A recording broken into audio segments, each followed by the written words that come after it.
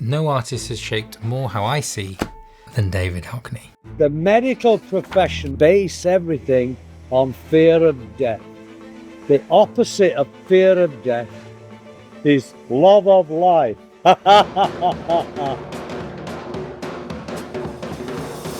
This Bradford-born boy you probably know for making a splash in the 60s, for playing with perspective, for painting over 1,000 portraits, his grand canyons, his cute canines, his spring celebrations over a career that spanned 70 years. Portraiture, landscape and still life.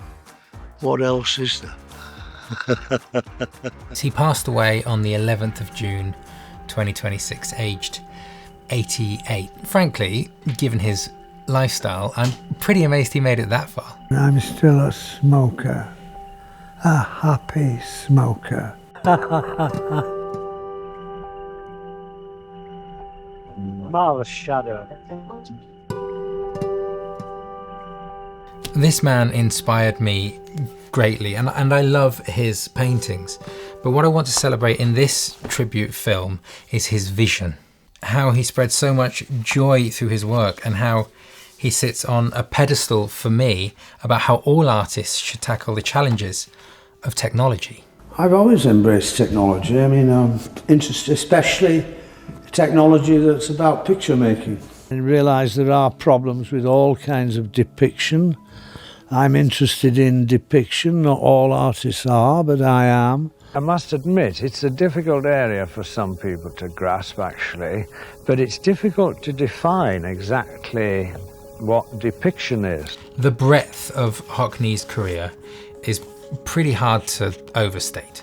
He went from abstraction to realism to photography to theatre design to immersive 3D visuals, from tiny depictions to enormous scale. He spent his whole life insisting cheerfully and quite cheekily that wonder was best accessed through just looking. Everybody does look. It's just a question of how hard. I can look at a puddle and get pleasure out of them. Most people think it's just raining, don't they? But you see, to see the colour here, you have to start looking for quite a while. You have to look and look. Yeah. But it isn't black and white, is it? No, it's certainly not. No. He was born in 1937 into a working class town in the north of England, the same year that the Guernica was painted, when surrealism was at its absolute height, abstraction was conquering America. You had Mondrian and Kandinsky. The Nazis had just staged in Europe their exhibition of degenerative art. It was a world in which painting was running full sprint from the camera, exploring what it could do that the technology couldn't. And while many will remember him mostly for his paintings, Hockney would lock horns with that early machine, the way he would with every single one that followed it, testing them all to exhaustion in just how well they could depict the human experience. In the 80s, he made art on an office photocopier and called it homemade prints. He sent paintings as fax art down telephone lines. He played with the Quantel paintbox, the broadcast computer graphics machine. He messed around with Polaroid and then the phone, and his iPad drawings, which went on to dominate the halls of the Royal Academy.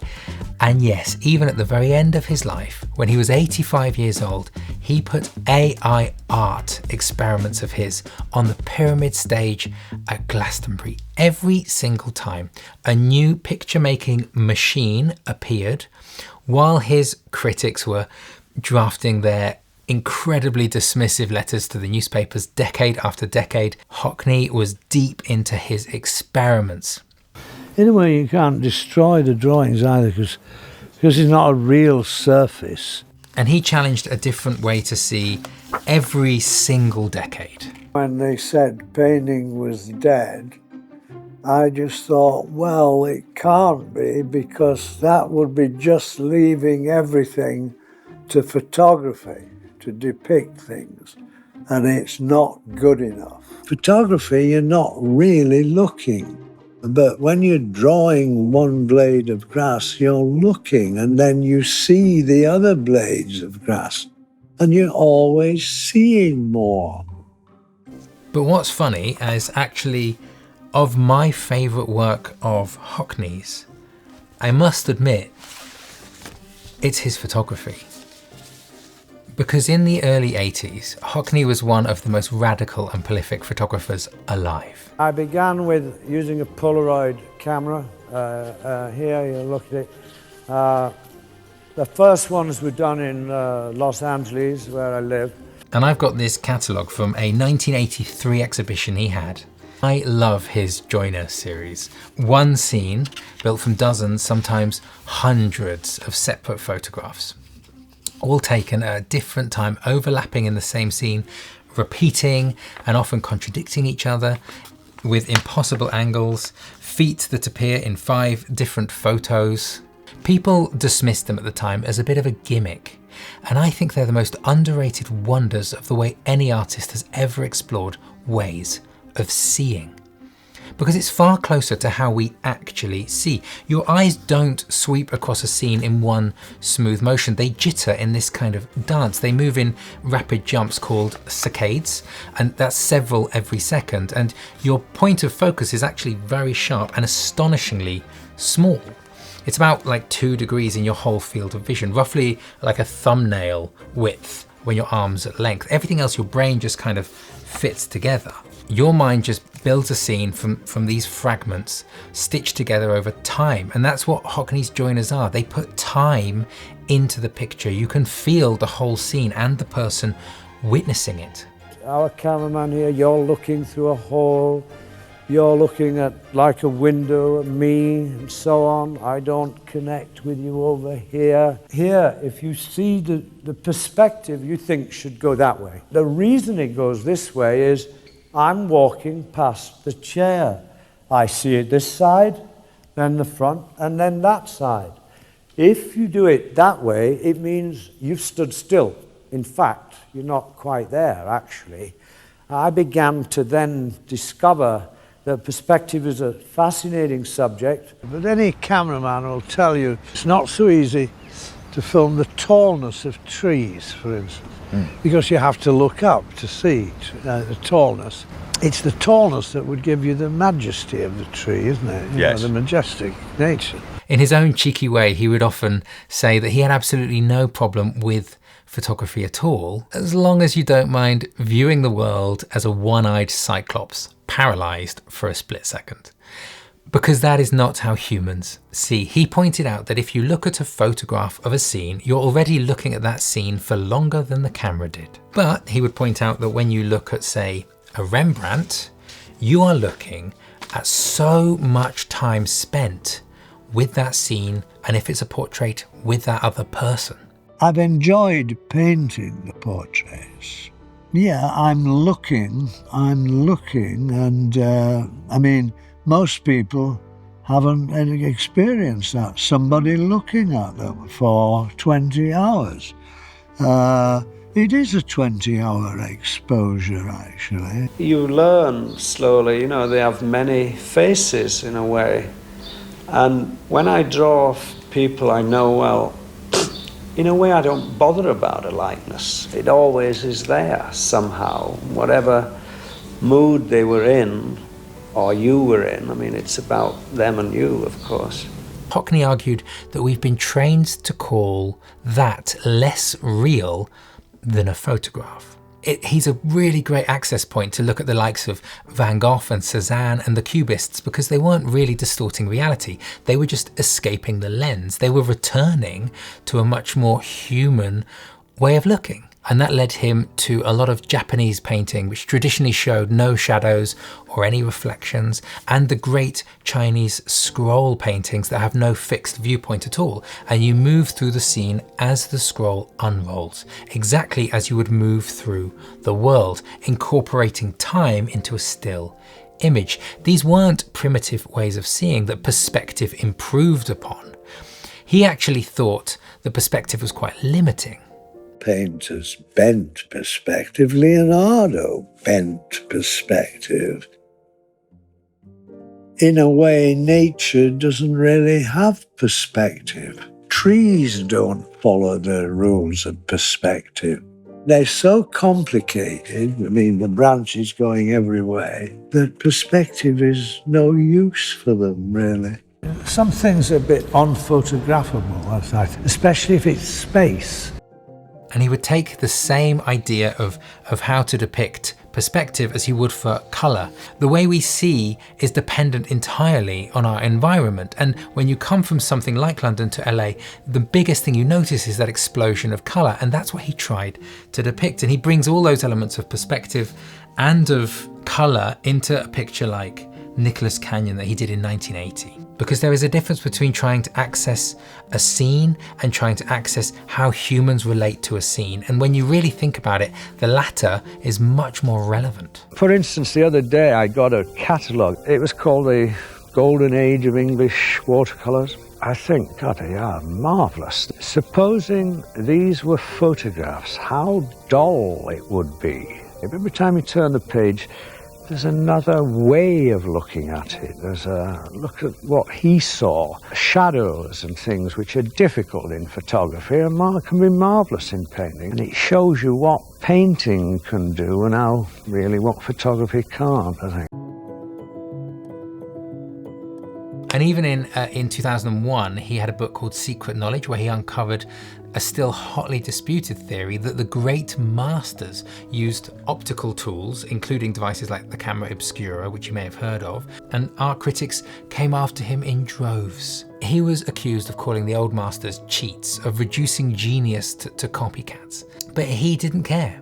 His point was that optical devices were just tools. True to form, he spent a year drawing portraits through a camera lucida himself to understand the tool from the inside, just like he did with every tool. And through his career, he bounced from London in his early 20s to move to LA.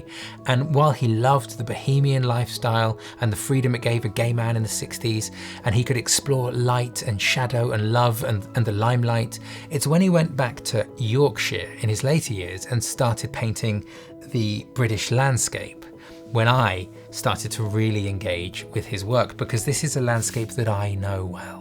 And at this time, it was considered that nothing more could really be done for the landscape in painting. It was seen as something you couldn't do today. That's what they said. You couldn't do today. And I thought, well, why? Because the landscape's become so boring. It's not the landscape that's boring, it's the depictions of it that have become boring. You've endless subjects in nature, endless. And this is where his iPad drawings got a fair bit of flack for not looking as good as his paintings, but I think often his critics missed the point of why he did them. If you've ever painted outside, over say a sunset or a sunrise, you know that the skill you need is speed. A sunset moves way faster than anybody really thinks. And that's one of the reasons why a camera is also very limited in depicting this very fleeting moment. So your palette and how quickly you can work with it is the bottleneck between your eye and this kind of moment in front of you that you're trying to depict. And Hockney would look at this kind of glowing slab of an iPad in front of him and see that he could now select any color instantly. There's no drying time, he doesn't have to worry about kind of mixing the right pigments, he can just use the color palette instantly. And it allowed him to try and capture the image of spring in a way that no other technology before had allowed. And in lockdown in 2020, alone in Normandy, he did 160 iPad drawings of spring that year. And he sent these and daffodil photos out into the world with a lockdown message of hope for everybody at the time.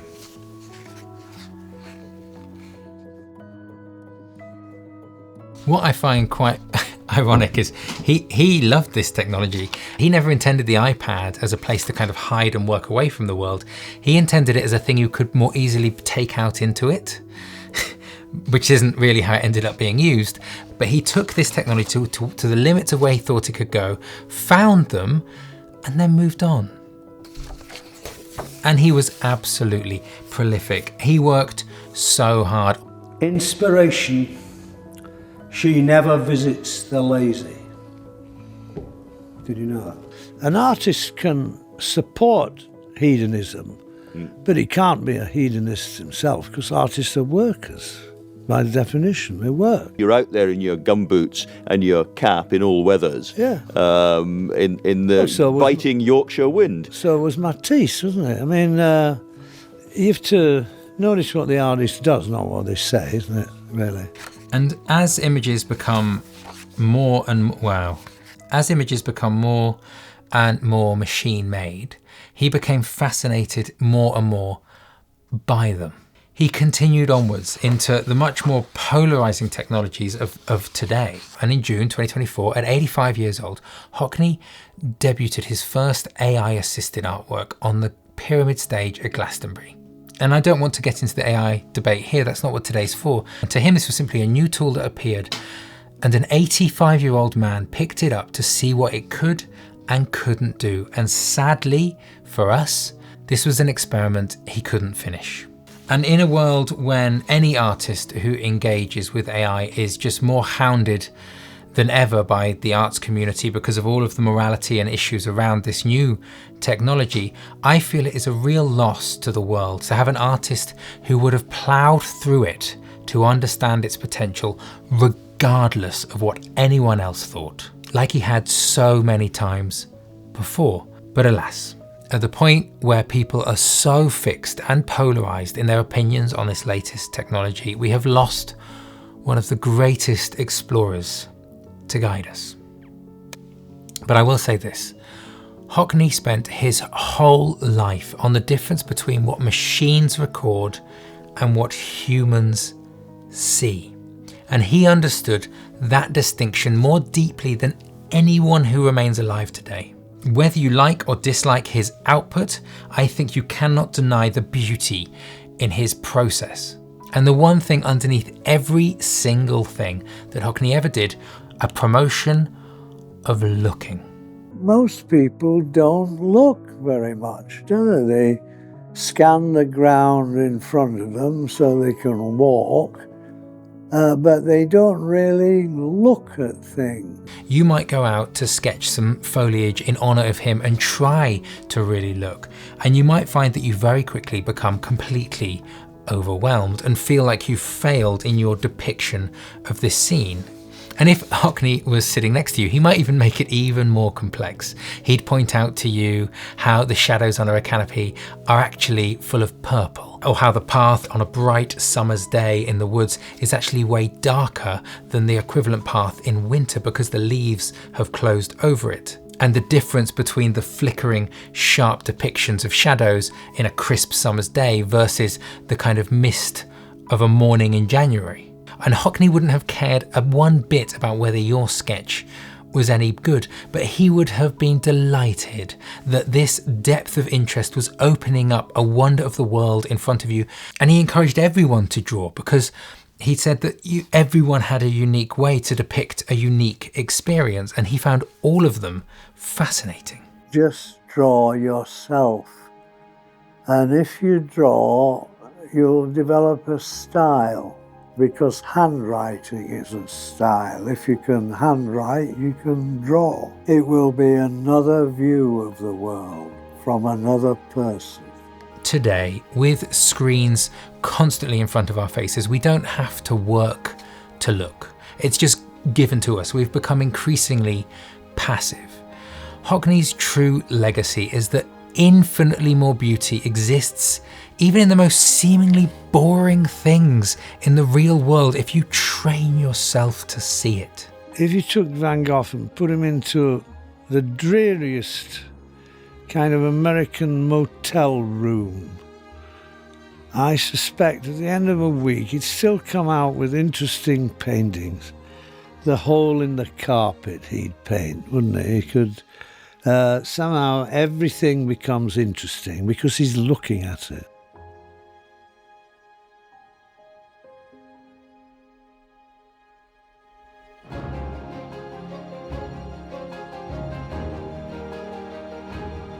And this is why I love looking at paintings and other artists, because when you look at a painting, you are looking at their looking. You're looking at how another human saw. You're not looking at how a machine captured something. And you receive all of these hours someone spent in front of the world handed to you in a single image. And this skill, the craft of looking, is something that I try to focus on and I try to look into a little bit on this channel. And I've made a course on the lost art of looking, which was inspired by Ruskin and Hockney's teaching for people who don't think they can draw. Because ultimately, it is just a craft, and crafts can be taught. I used to point out in an art school, you can teach the craft, but now they try to teach the poetry and forget the craft. It's craft that can be taught. You can teach skills, and skills are practice, aren't they? It's a beautiful day today in June in England, and any other day of the year he would have been out in this world painting it. So that's what I'm gonna do today. As an artist who has come after him to honor him and his excitement that he has for the world, just like he did for many of the artists who loved life through art before him. Good old Monet, I mean, he loved life. It's joie de vivre that keeps you going, and its lack of joie de vivre will kill you. They should put it on notices everywhere, even tell it to children. And so now I'm going for a smoke.